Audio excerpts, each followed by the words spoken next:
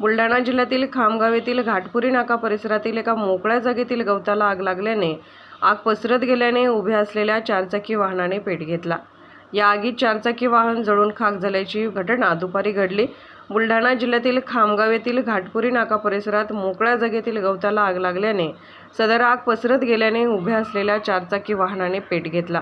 नागरिकांनी लगेच आग विझवण्याचे प्रयत्न केले, मात्र आग सुरूच असल्याने नागरिकांनी अग्निशमक दलाला पाचारण केले।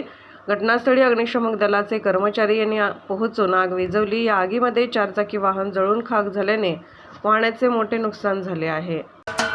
महाराष्ट्राचे सर्वमान्य दैनिक समर्थ गावकरी अहमदनगर, पुणे, नाशिक, जळगाव, धुळे, नंदुरबार, सोलापूर, कोल्हापूर, सांगली, सातारा, मुंबई, ठाणे, पालघर, रत्नागिरी, रायगड, सिंधुदुर्ग, नांदेड, उस्मानाबाद, बीड, औरंगाबाद, नागपूर, गडचिरोली, भंडारा, गोंदिया, अकोला, यवतमाळ, बुलढाणा येथून एकाच वेळी प्रसिद्ध होणारे एकमेव दैनिक सर्वसामान्य जनतेचे खुले व्यासपीठ।